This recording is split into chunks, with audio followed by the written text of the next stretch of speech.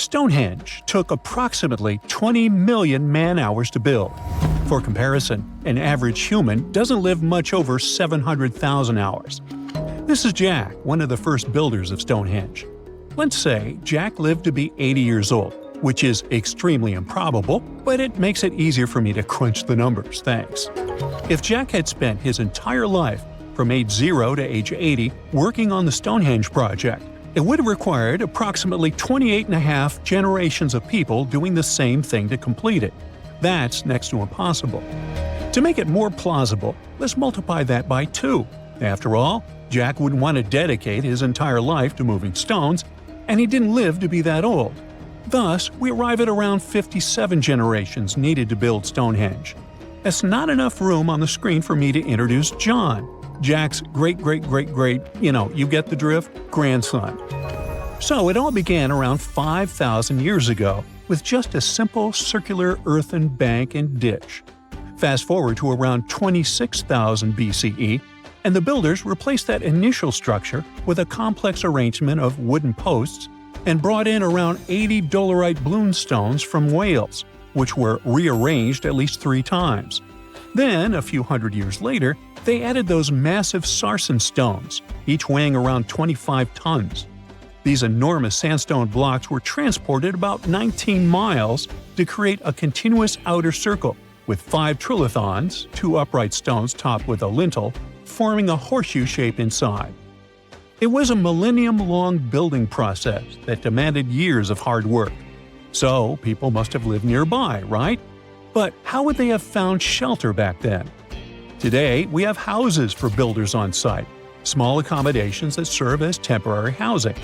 But structures like this definitely didn't exist when Stonehenge was constructed, did they? Well, actually, they existed, and some recent archaeological digs near Stonehenge prove it. Archaeologists found this Stone Age eco-home, which is a huge deal since it's one of the earliest settlements in the area.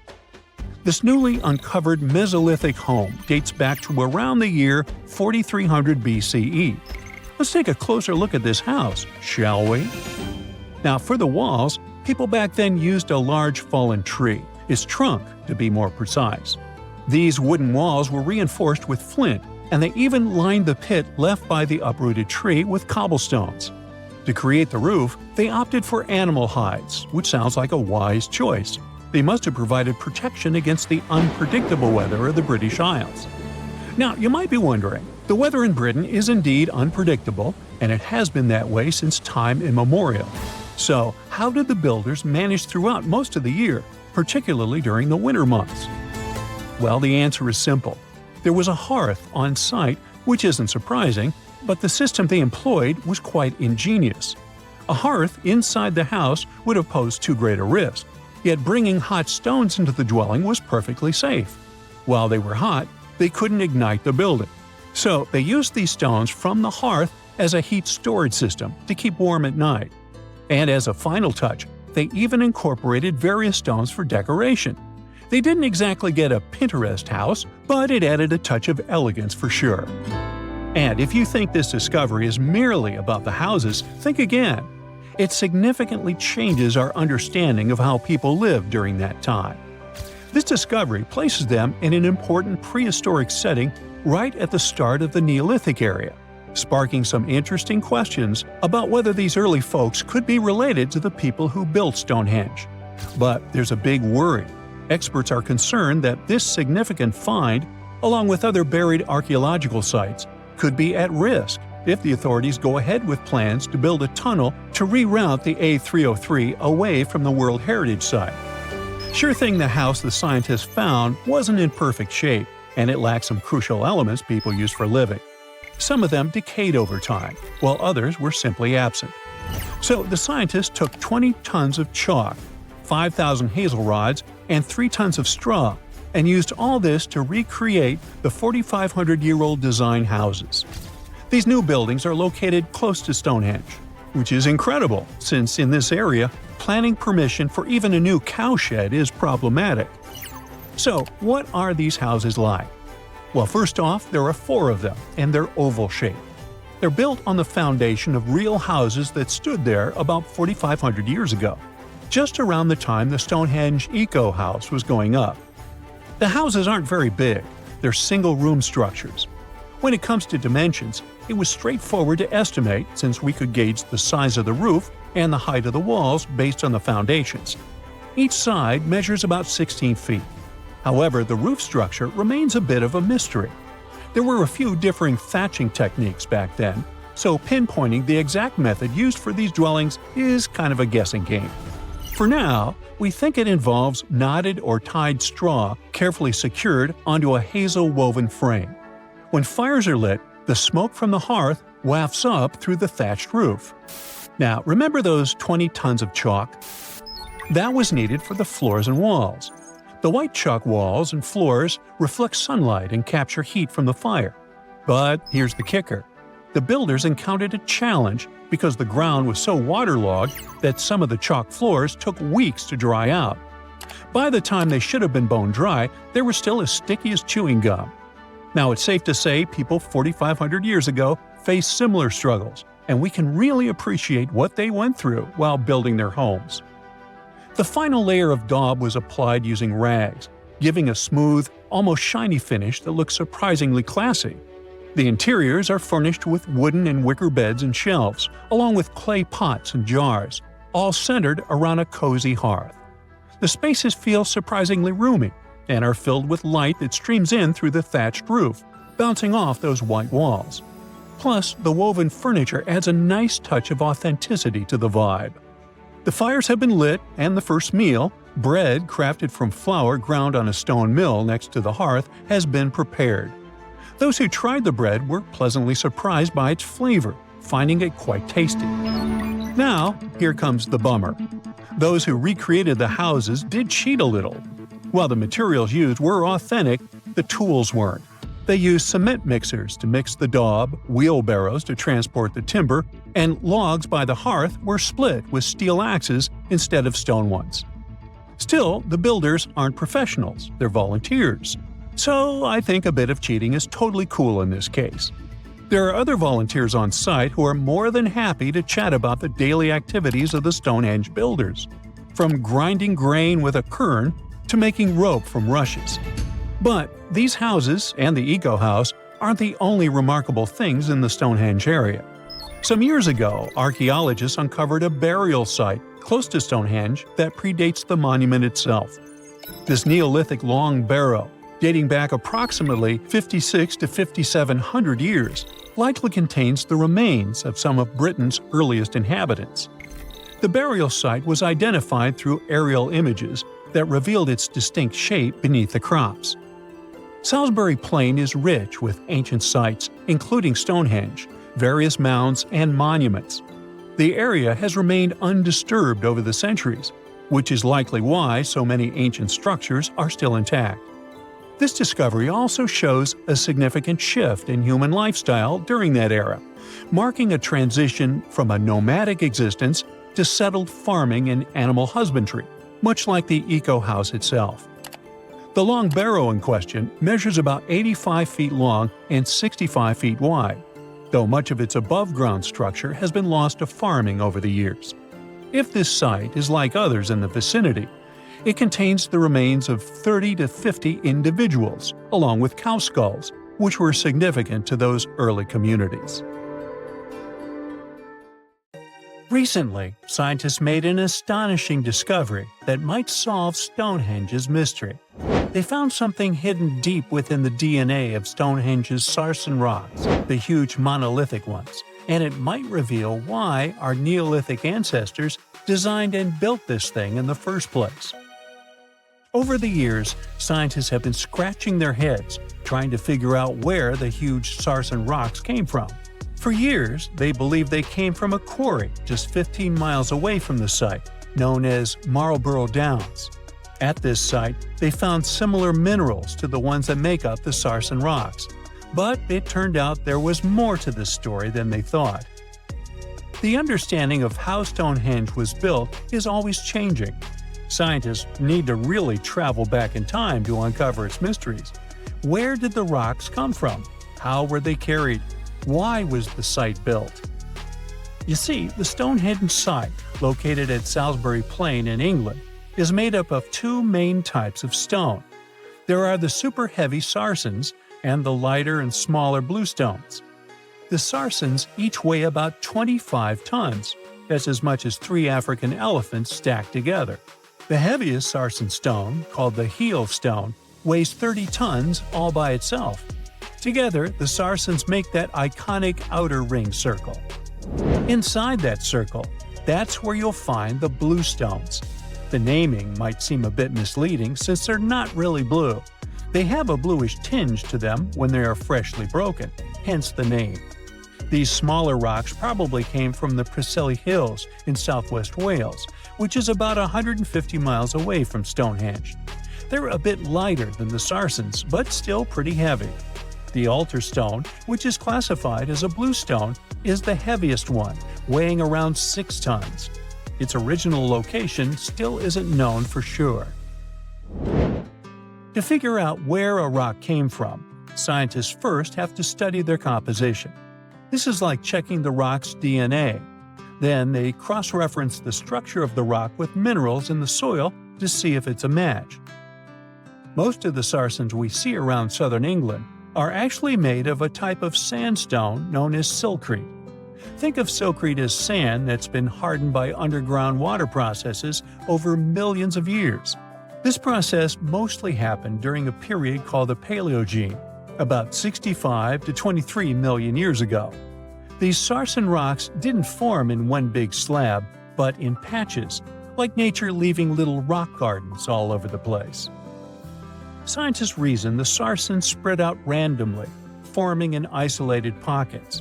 Over time, many were buried under layers of clay and chalk, which helped preserve them. When ancient builders were on the lookout for materials, these Sarsens must have looked perfect for something impressive like Stonehenge. Actually, Sarsens have been used in everything, from Roman villas to medieval churches, and even in things like road curbs and old field walls. One could say these rocks were the it material for ancient builders, and continue to be popular even into more modern times. This fact made scientists start wondering that maybe not all Sarsen stones that were used to build Stonehenge came from the same place. They've identified Sarsen sites all over the UK, in places such as Oxfordshire and Kent. After hundreds of years of studying the Sarsens, geologists finally had the right type of technology to determine the origin of the stones. Now, I wish I could tell you that it was some undisclosed location very far away from the site. But, as it turned out, the Sarsens were originally from Westwoods, the forest near Stonehenge. A new factor came into play when excavations uncovered empty stone holes, showing that at least 6 bluestone pillars were removed from a Preseli Hills site called Wan Main in prehistory. They had a stone circle over there, and it's believed that some of Stonehenge's rocks were recycled rocks from this more ancient circle. If this is true, it might be that Stonehenge is part of a much larger landscape of ancient sites. If this is the case, then Stonehenge is just the cherry on top of a much larger scale project. Think of it as the sacred centerpiece of an entire landscape of monuments, mounds, stone circles, and things. This is why scientists want to find out where the rocks came from so badly.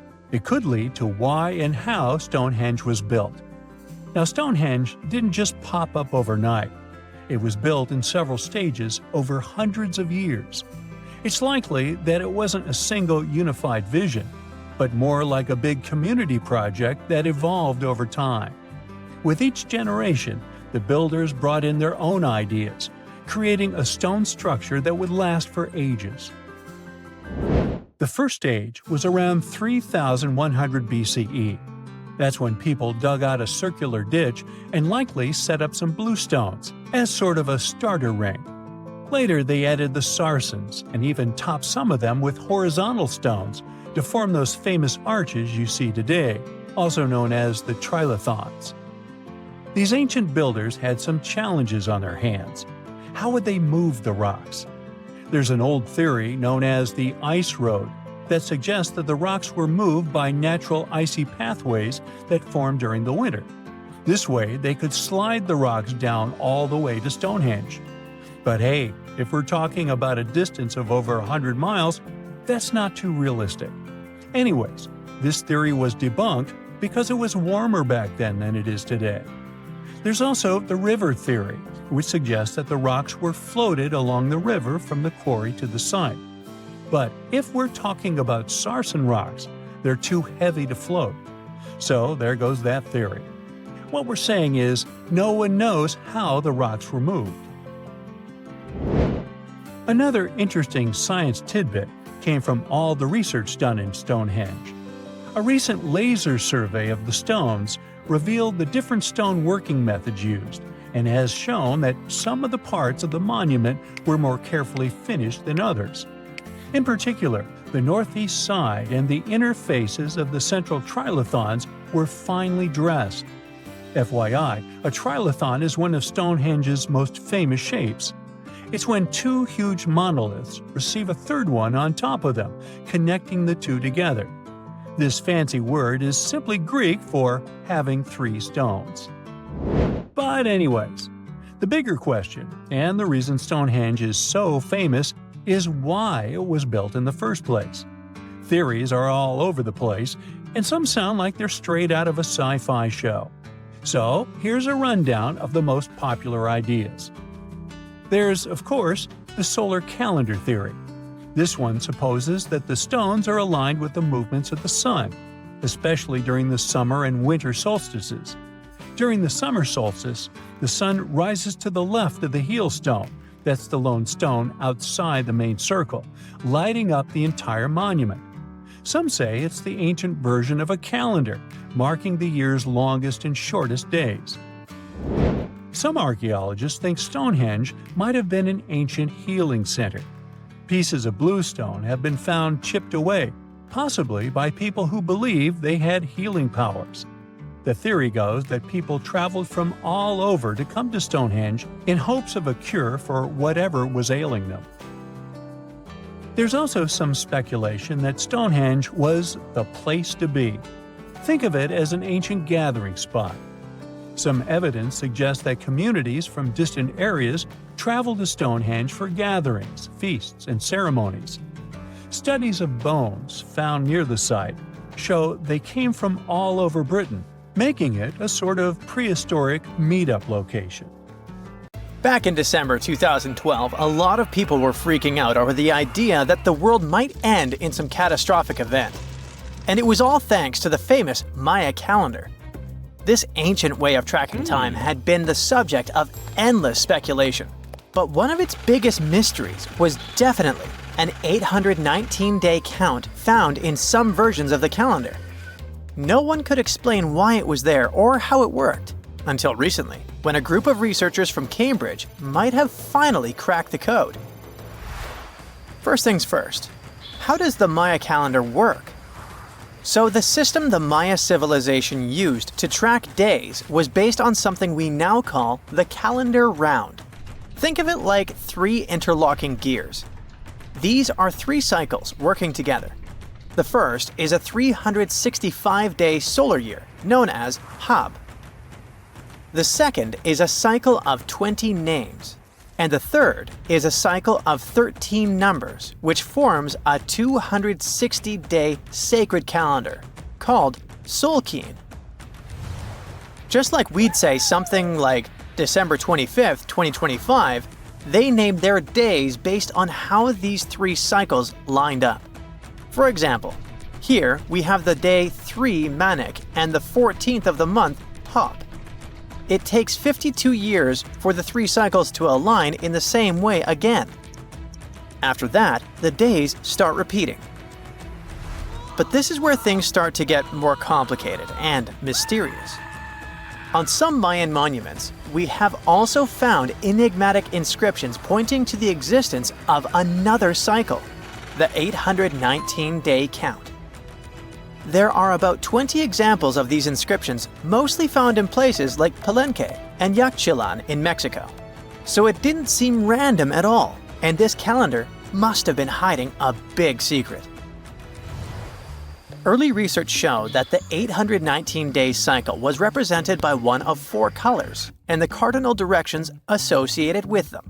Black was tied to the west, red to the east, white to the north, and yellow to the south.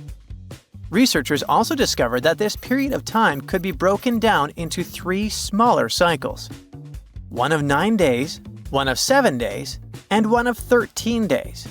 Multiply them together, and you'd get 819 days. Pretty cool, but why did they do that? This color scheme and the 3 cycles seemed like a basic level of interpretation, and experts were pretty sure its real purpose was still hidden from us. Another thing researchers noticed is that this strange count of days was mostly shown using a Y glyph, followed by a number. But in some cases, they also added a glyph representing Kawil. This was a powerful Maya deity, often associated with creation and lightning. He was usually symbolized by a torch coming out of his forehead, representing the spark of life. But in the 90s, a study suggested that when Kawil's inscription showed smoke and fire coming from his forehead, it could actually represent the planets Jupiter or Saturn, or maybe even both. Wait, that means that the 819 days count could be linked to both planets in some way. From there, research focused on figuring out what that link might be. The first conclusion is that this calendar might have helped the Maya track the movements of those planets in some way. Then they started noticing something interesting. These cycles could be specifically tied to the synodic periods of Jupiter and Saturn. By synodic periods, we mean the time it takes for a celestial body, like a planet, to return to the same or nearly the same position as seen from Earth. While this possibility was pretty exciting, something didn't quite add up. Each planet moves very differently, and trying to fit multiple planets into an 819-day span just didn't seem to work. In other words, this 4-part color-coded calendar system was simply too short to align perfectly with the synodic periods of the visible planets. So it looks like we're back to square one.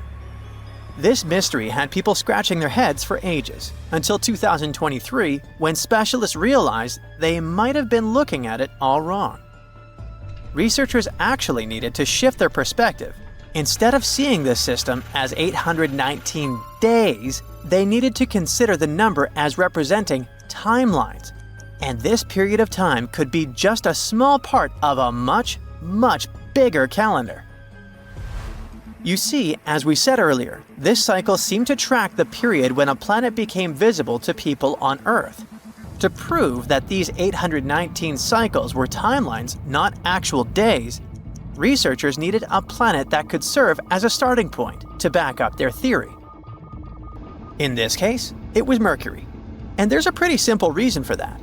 Mercury's synodic period is 117 days, which fits perfectly into the calendar count. I mean, if you take 1819 and divide by 117, you get the number 7. So, Mercury is the only visible planet whose synodic cycle fits neatly into this period as whole numbers. Perfect. Now they had a solid starting point. From there, they needed to expand the calendar by increasing its length to 20 periods of 819 days. Suddenly, a pattern emerges. And just like that, all the synodic cycles of the planets fit perfectly into the system. For example, Saturn's synodic period from 378 days lines up perfectly after 6 819-day cycles. Venus aligns every 5 cycles. Jupiter every 19 cycles. And Mars, which takes the longest, needs 20 cycles. In other words, it takes about 45 years for Mars to align with the synodic periods of all visible planets. So, this is how researchers determined that the ancient civilization wasn't referring to days, but rather to timelines. The Maya astronomers came up with this count as part of a larger calendar system of 20 periods. But then a question comes up. Why was studying the synodic period so important to the Maya? Well, we don't have super specific answers about this mysterious calendar yet. But what we can say for sure is that the Maya truly believed in the powerful influence of the cosmos on daily life. So maybe they wanted to analyze how the movements of all the visible planets lined up with their other calendars. Of course, this system is just one part of the Maya's amazing and advanced understanding of astrology. And it wasn't just about using astrological cycles for planting and harvesting. They also had crazy specific knowledge, like how to predict solar eclipses. Archaeologists believe the Maya connection to the stars is reflected in the ruins of their world. Take the famous pyramid in the ancient city of Chichen Itza, located in Mexico's Yucatan Peninsula. If you look closely at the base of its staircase, you will see a snake's head carved in stone. But here's the coolest part. During the spring and fall equinoxes, when day and night are exactly the same length, the sun casts sharp, triangular shadows on the staircase. It creates the illusion of a snake slithering down the steps. Another example of how they use their knowledge of astronomy in their temples is in Tikal, Guatemala. Built around year 1 of the Common Era, this pyramid is considered one of the Maya's earliest astronomical complexes. And its alignment and orientation allowed them to track and calculate solstices and equinoxes with incredible precision. The Maya were skilled skywatchers. Just like we have modern-day high-tech observatories with round domes, they had something similar. Meet El Caracol. The name means snail in Spanish and refers to the spiral staircase inside the tower. Built around 906 Common Era, it was the perfect place to observe all the changes in the sky and track the movements of the sun, moon, planets, and stars. Unlike us today, with our telescopes, satellites, and advanced tools, the Maya relied entirely on naked eye observation, and that makes their achievements even more incredible. Stonehenge wasn't a witchy monument to travel through time. It was actually constructed as a hope to build a different future. Recent research just found out that the monument was probably raised as an attempt to reunite the Britons during a period of big division. The thread of this story lies on the altar stone, the monument's most iconic rock. For years, scientists believed that the stones used in Stonehenge, including the altar stone, came from the nearby Preseli Hills in Wales. In this scenario, Stonehenge would have been built by a local community.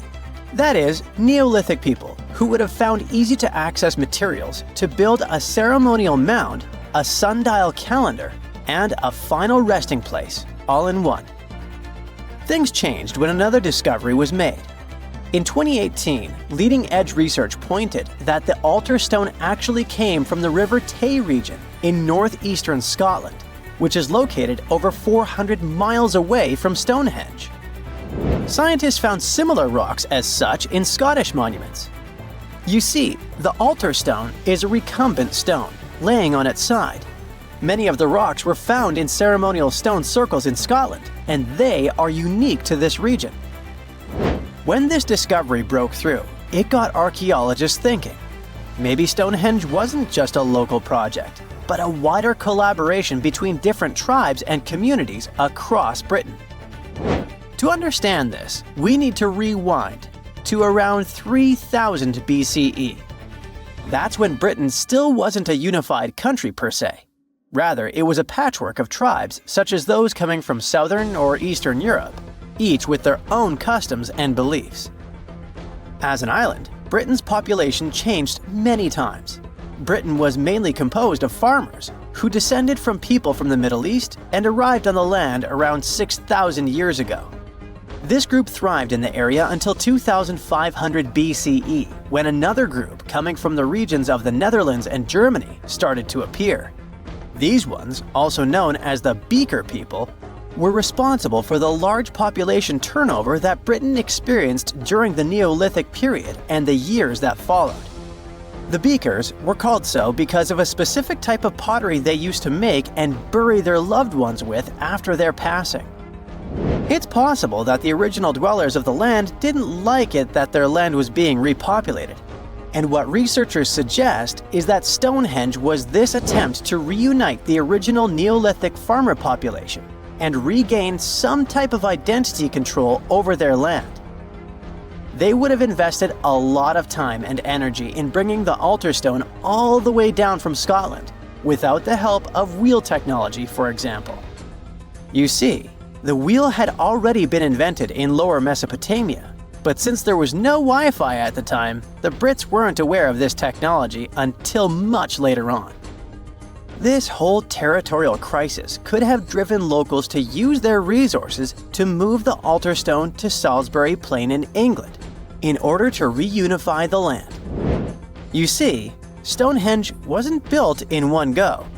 Its history dates to around 3000 BCE. That's when the monument was just a circular ditch and bank, known as a henge. Inside, they placed wooden posts and possibly totem-like carvings. This version of Stonehenge wasn't about rocks yet. It was more of a ritualistic place and possibly a final resting place. They found several cremation pits from this period, making it the oldest resting place in all of Britain. It was only around 2600 BCE that the blue stones came around. The naming might be a bit misleading since they're not literally blue rocks. They have a bluish tinge to them when they're freshly broken, hence the name. These smaller rocks probably came from the Preseli Hills in southwest Wales, which is about 150 miles away from Stonehenge. Some researchers say that the ancient ones believed that blue stones had healing qualities. So we can maybe guess why they went through all of the trouble to move them from Wales to Salisbury Plains, huh? A little bit later than that, circa 2500, that's when we start having the Stonehenge we know and love today. That's when the Sarsen stones started to arrive. The Sarsens are Stonehenge's huge stones. I mean, each Sarsen can weigh around 25 tons. That's as much as 3 African elephants stacked together. The Sarsens make that iconic outer ring circle. Supposedly, that's also when the altar stone was moved from Scotland directly to the heart of Stonehenge. The altar stone is the largest of the blue stones used to build Stonehenge. Today, the altar stone lies recumbent at the foot of the largest trilithon of the monument. In case you don't know, the trilithons are the horizontal stones used to form those famous arches we see today. And here's where the story takes a twist. For nearly a century, scientists believe that the altar stone came from the same area as the blue stones, the Preseli Hills in Wales. It made sense back then. If you're already hauling stones from Wales, why not grab a special one to be the so-called altar? Except that theory started crumbling in 2018, when a team of researchers decided to dig deeper. They used advanced geochemical analysis to pinpoint where the altar stone's sandstone actually came from, and it turns out it wasn't Wales.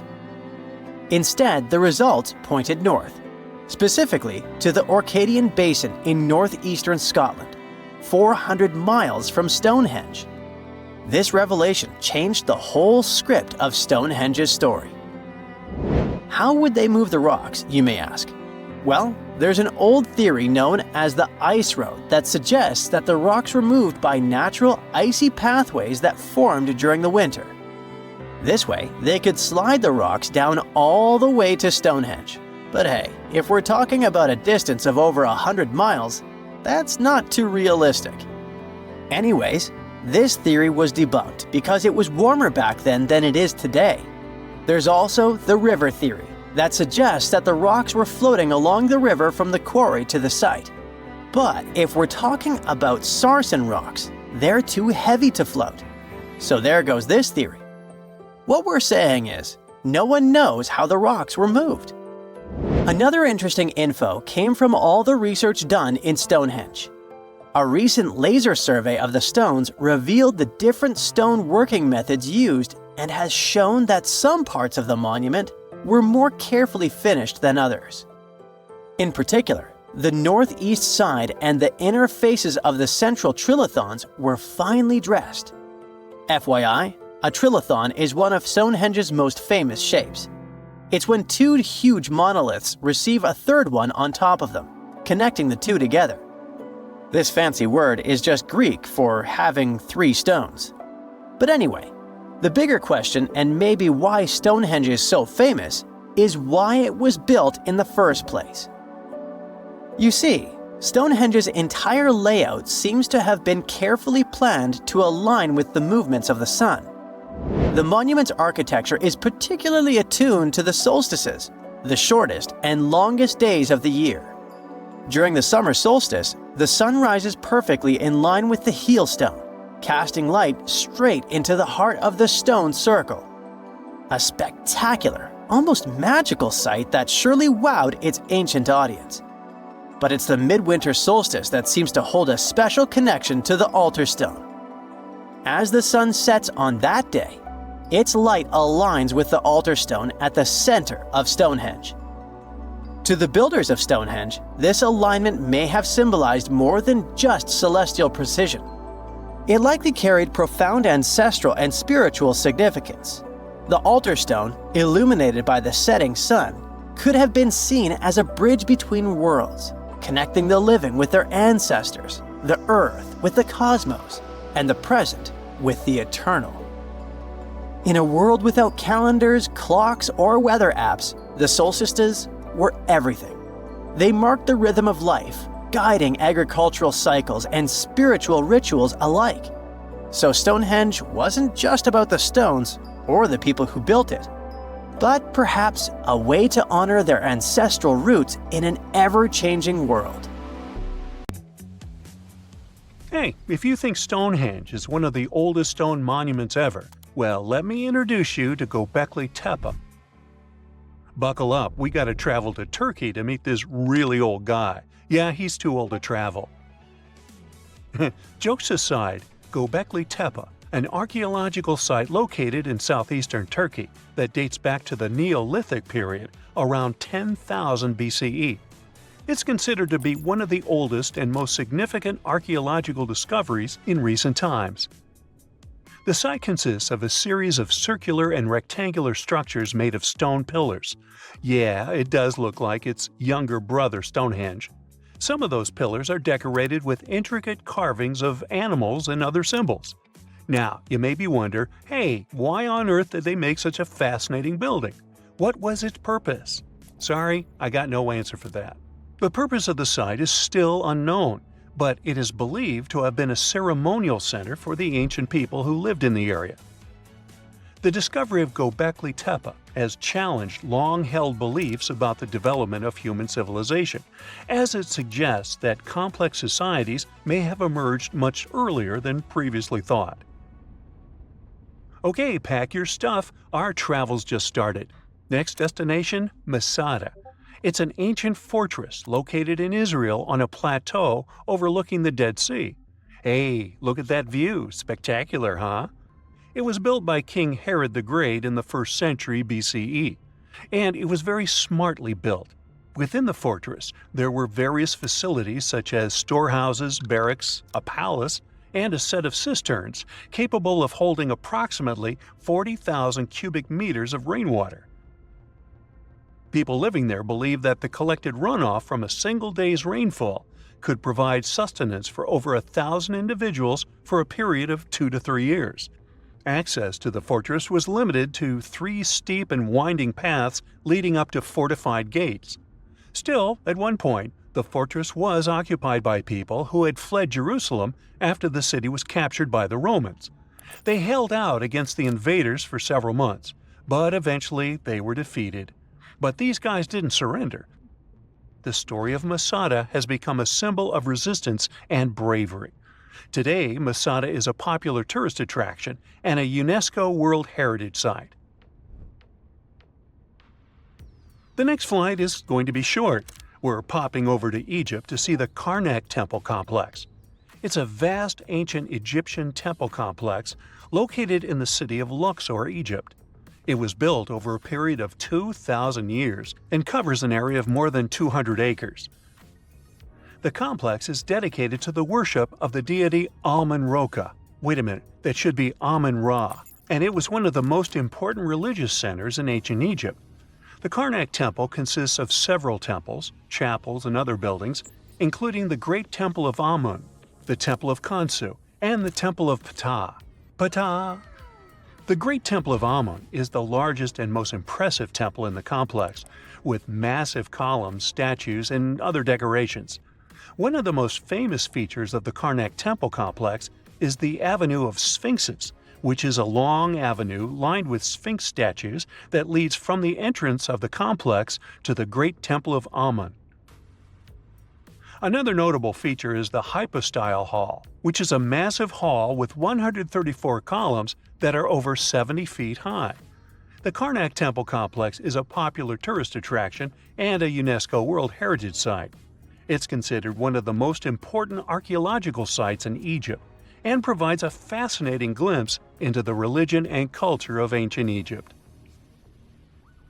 Hey, we can't hop on the next flight and leave Egypt until we see the Pyramid of Djoser. It has another name, by the way. It's also known as the Step Pyramid. This ancient Egyptian site is located in Saqqara. It was built during the 27th century BCE for the pharaoh Djoser by his architect Imhotep, who is considered one of the most important figures in Egyptian history.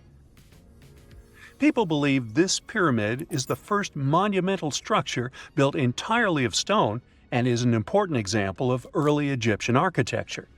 The pyramid originally stood at 203 feet tall and was surrounded by a complex of buildings and courtyards. It was constructed in 6 layers, each smaller than the one below it, giving it the distinctive step-like appearance. The pyramid was used as a burial place for Pharaoh Djoser and was surrounded by a vast necropolis that contained the tombs of many other important officials. The Grateful Dead? The Pyramid of Djoser has several renovations and additions over the centuries, including the addition of a limestone casing that covered the original step structure.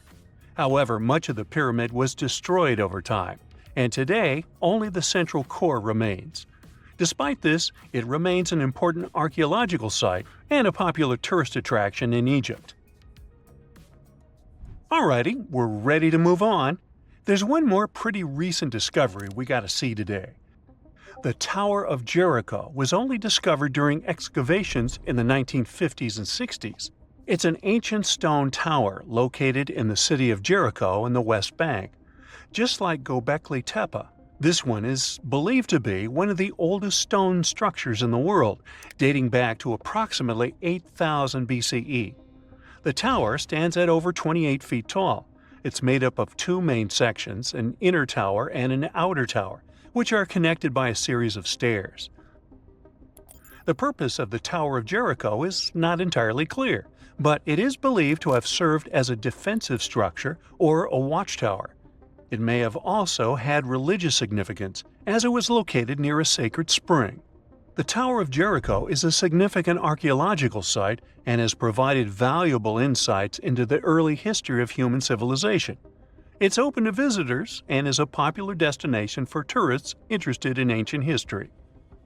Now, this ancient site even got attention from Netflix, and they made a movie where the action takes place in Mohenjo-daro.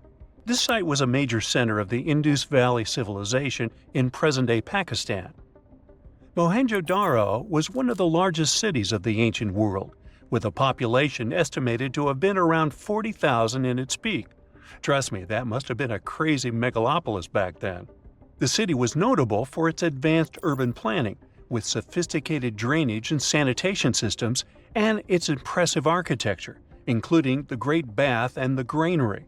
Mohenjo-daro was abandoned around 1900 BCE, and its ruins were only rediscovered in the 1920s. Today, it is a UNESCO World Heritage Site and an important archaeological site for the study of ancient South Asian civilization. We're heading to a teeny-tiny country that has quite an impressive history. Welcome to Malta. The Tsigansia Temples are a Neolithic site located on the Mediterranean island of Gozo. They're probably one of the oldest freestanding structures in the world, dating back to around 3600 to 3200 BCE. The temples consist of two megalithic structures, each with multiple rooms and altars. The name Gigantia means giant tower in Maltese, as people believe that only giants could have built such massive structures. The temples are believed to have been used for religious purposes and are considered to be an important example of prehistoric architecture. They were added to the UNESCO World Heritage List in 1980.